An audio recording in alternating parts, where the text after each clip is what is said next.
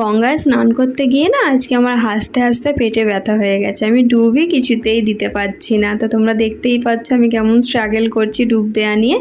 তো পুরো ডিটেলসটাই তোমাদের সাথে শেয়ার করছি। তো hello everyone, welcome back to my mini blog. তো আমরা কিন্তু চলে যাচ্ছি সোজা গঙ্গা স্নানে, যেহেতু আজকে নীল ষষ্ঠী সেই জন্য।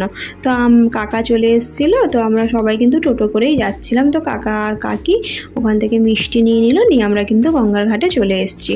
তো দেখতেই পারছো আমি কিন্তু নামার চেষ্টা করছি। তো পিসি কাকি সবাই ছিল, তো ওদের ধরে ধরেই নামার চেষ্টা করছি।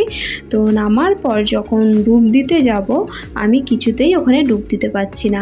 আর এরপরে অনেকটা গভীর, তো সেখানে কাকি অত লম্বা, বুঝতেই পারছো কাকি নামতে পারছে না, কারণ অনেকটা গভীর, পা পাওয়া যাচ্ছে না। এবার ওই জন্য কেউই নামিনি, ওখানে বসেই সবাই স্নান করছে।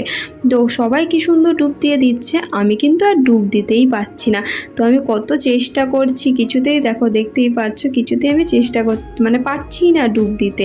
তো কিছু করার নেই, ওর তো নিচে নামা যাবে না, ওই জন্য অনেক কষ্টে যাই হোক করে কাকি পিসি সবাই আমাকে দেখিয়ে দিল, বললো দেখো পিসিও দেখিয়ে দিচ্ছে আমাকে কিভাবে ডুব দেবো।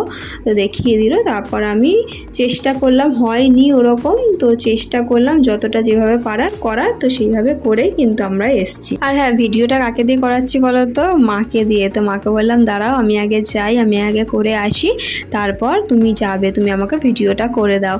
তো দেখো কাকি, মেজো কাকি, আমার পিসি আর পাশের বাড়ির বৌদি এরা কিন্তু নেমে অলরেডি ছিল।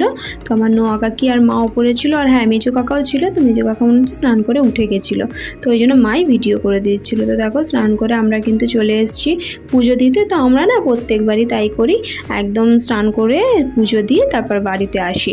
তো দেখতেই পারছো আমি কিন্তু মন্দিরে পুজো দিয়ে দিচ্ছি। প্রথমে মা দিয়েছিল, মা কাকি ওরা দিয়ে দিয়েছিল, তো তারপর আমি দিয়ে দিয়েছিলাম। আমরা যখন গেলাম তখন কিন্তু পুরো ফাঁকাই ছিল। তো আমরা ঢুকেছি, তারপরে দেখো ভিড় হয়ে গেছে।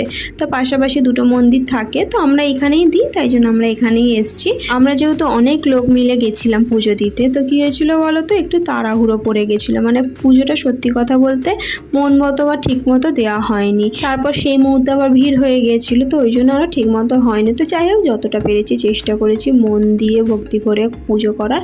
তো তারপর দেখো পাশেই এক শিব বাবা ছিলেন, তো সেই শিব বাবার মাথায় একটু জল ঢেলে নিলাম। তো এখানে জল ঢেলে তারপর সামনেও আর একটা শিব বাবা ছিল, তার পাশে বললাম আর একটা মন্দির আছে সেখানেও ছিল।